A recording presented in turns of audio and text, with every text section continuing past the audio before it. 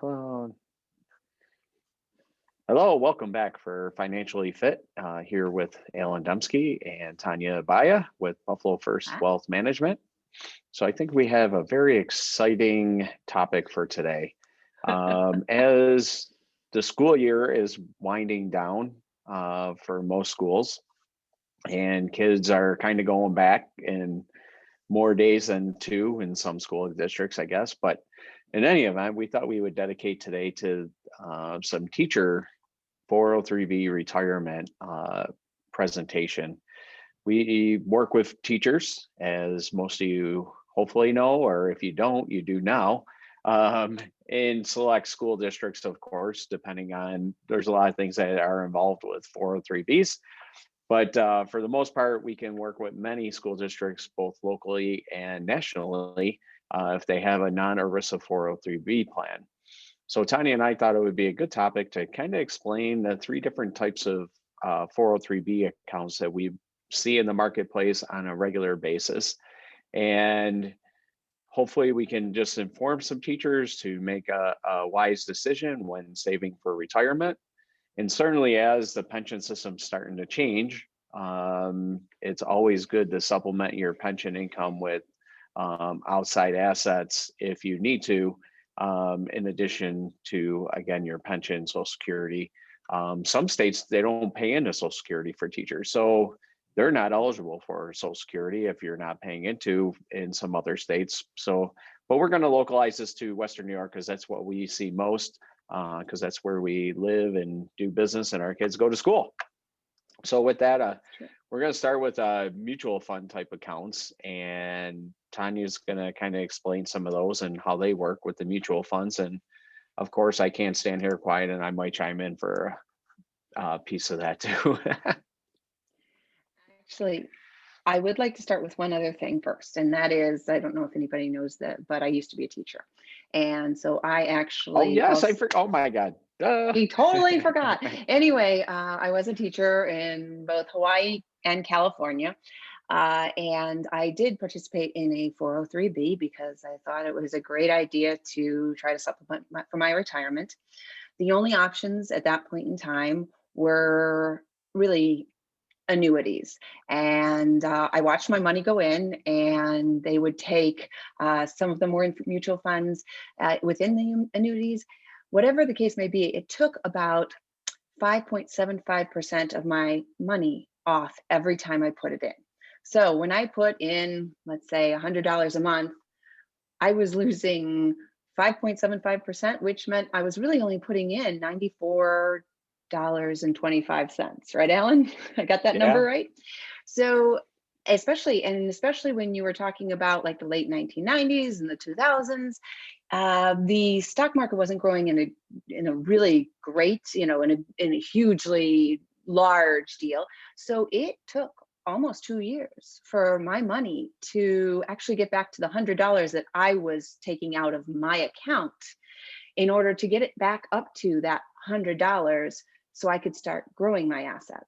I kind of hope that makes sense to everybody. But so the fee, which you need a fee no matter what, management fees, they're necessary because people are taking care of your assets. But the types of fees and the amount of fees, if there's anything that Alan and I want to make sure that we're clear about with everyone, is that your money is your money. And, we talk about using it as a tool. And so if you're putting something into somewhere that then it takes you 2 years just to get back to what you actually originally put it in as, that's not using your money in the best manner, especially as we've gone on, and it's been a good 20 some years since I taught in California, that there are other options. And so the mutual funds, they have their own fees, as well as whoever is kind of the advisors that are running them. And they add up. Every little bit adds up. So with us, Alan and I had this conversation, what was it, about a year and a half ago or so? Both of us had teachers who were clients, and we were very frustrated with the fact that there was a chunk of their money that was being, used for other things, and it was their money, but they were having to pay out in order for somebody else to handle their money. So we did, and I got to give credit to Alan. We were talking about it, and he ran into a person from company Aspire, which actually was within the 403B, which meant we as registered investment advisors could help our teachers within the system, right? Is that, I got that right, Alan, right? Mm-hmm.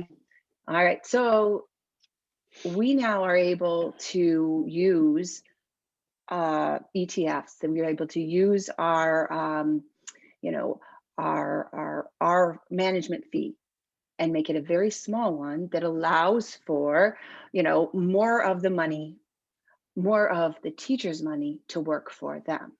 So if you take a look at the different aspects, what I want you to take away is the fact that it is your money. You need to make a conscious effort to go and take a look at what the management fees are in anything. And I'm talking about, looking at it across the board, but look at your 401, 403B fees, and then maybe make, ask around and see what other options there are. Alan? Yeah. How'd I do?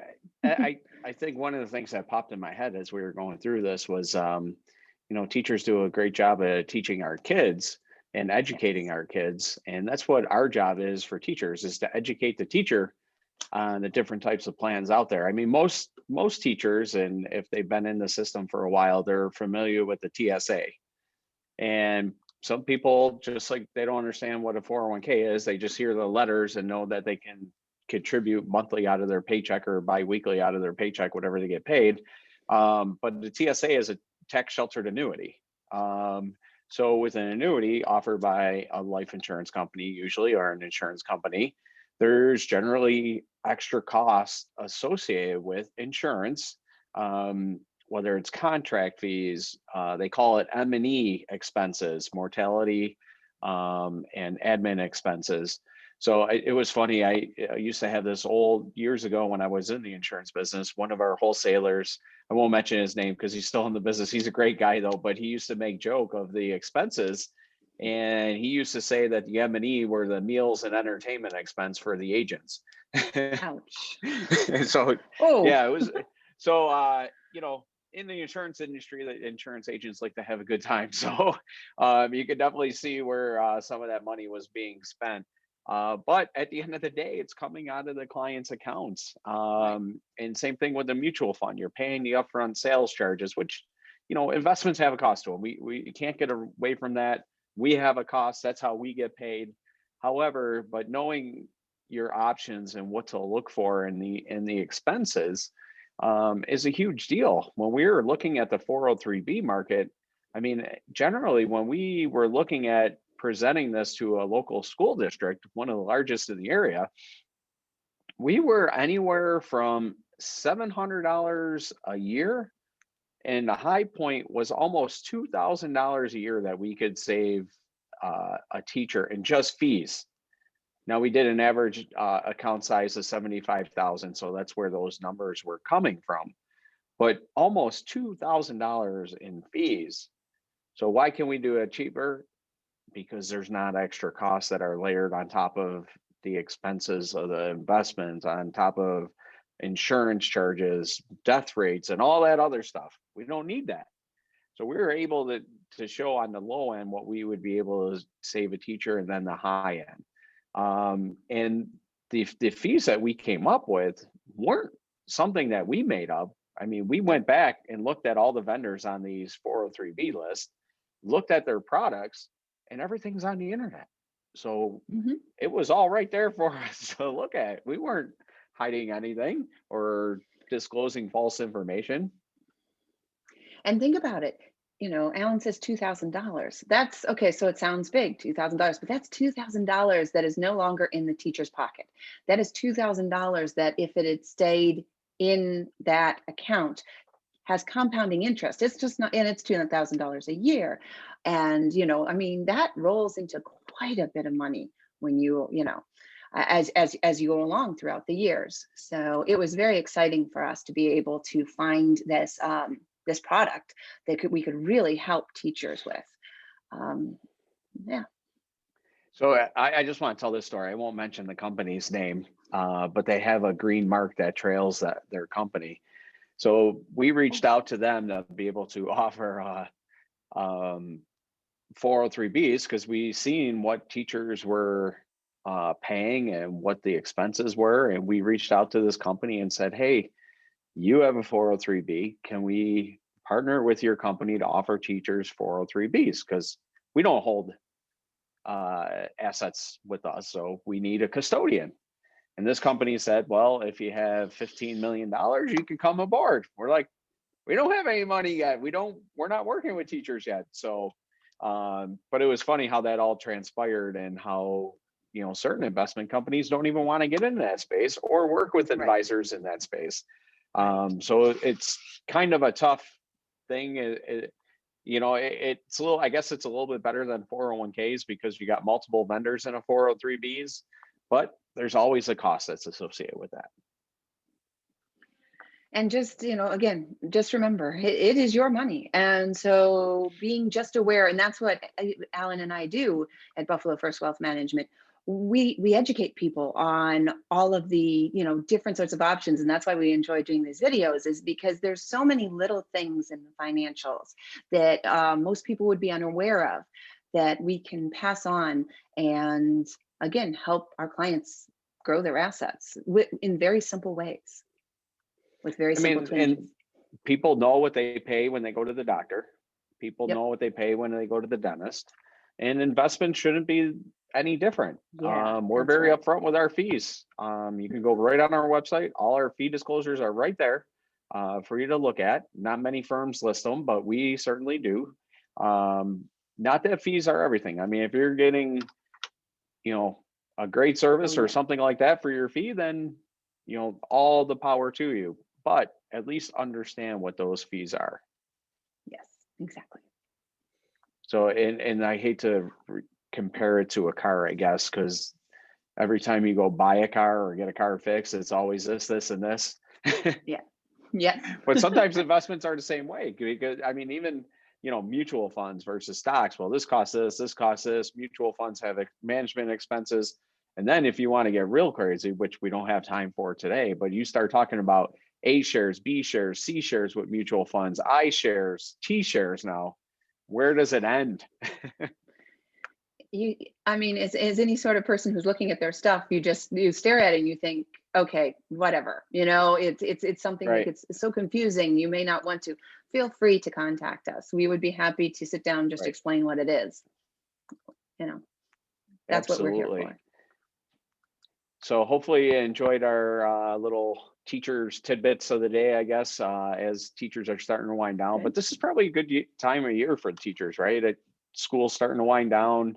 The final semester grades are coming in, and June, July is a good time to take a break from school, focus on your financial health, and take a look at different accounts that you have for 403B, taking a look at your pension, review the booklet that they send out that includes life insurance. And also, one other thing that I forgot to mention was that if you are getting close to retirement and you are in a school district that maybe is giving you a bonus for retiring at an earlier age, or you are looking at extra money for the sick days that you have accrued, come talk to us about it, because there may be options out there. A lot of times they're very specific about what you could do, but coming and bringing your booklet along and talking to us about those other possible options, we may have some really good ideas for you and be able to set you on your way so that, the whole process of retiring is easier. Absolutely. So I know this one was geared more towards teachers, but certainly anyone that's investing money should take a look at this video because it talks, we do talk about the expenses of investing.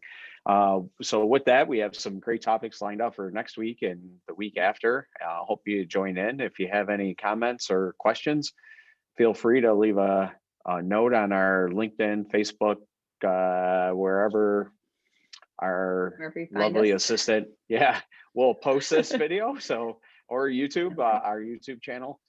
So certainly with that, have a great day, and we will see you next week Bye, everybody. Enjoy the snow. from sunny Buffalo, New York. That's right.